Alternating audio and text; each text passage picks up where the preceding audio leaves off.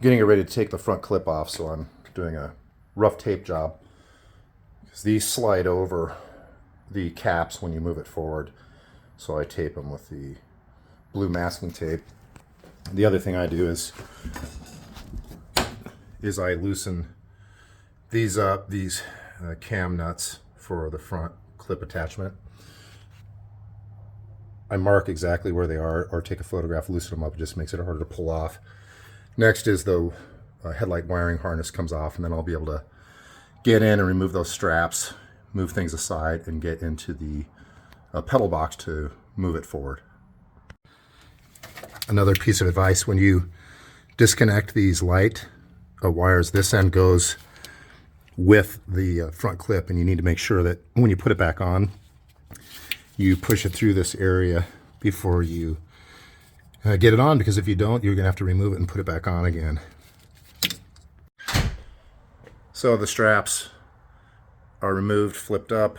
The bottom ones are flipped down. The box just comes right off. Now we'll be removing 3 of these sheet metal screws, which are basic Phillips head. Carefully moving this over to the right, not pulling too much tension on any of the hoses, to get ourselves access over in this area. As you can see as well, this is an area where a lot of dirt and little bits of rocks gets kicked up under the front clip. When I took it off before, it was very similar. We'll vacuum all that out, as well as down here.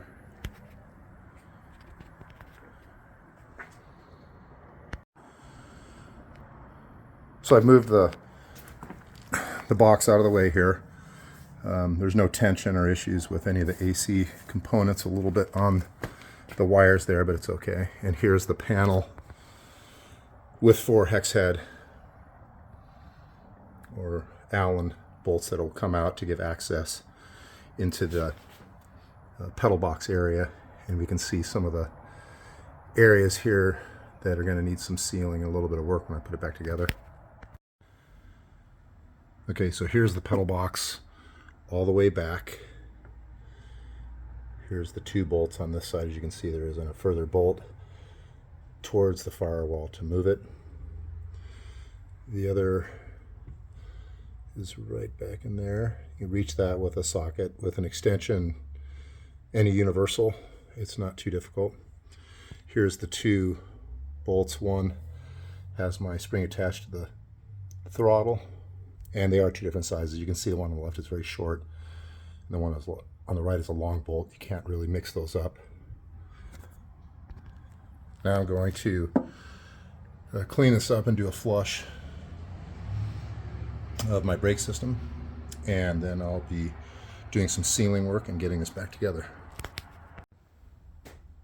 As you can see, we're using outside lawn furniture pads, but what we do is, after unlatching each side, basically grab the front clip here, and on both sides it lifts up, and you have to slide that over top of the fuel filler. Once you do that, it slides off really easily. Here's a good view of the outside of the cam that it slides onto.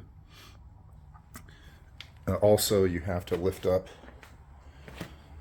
the front piece here a bit to get it to slide off the front end.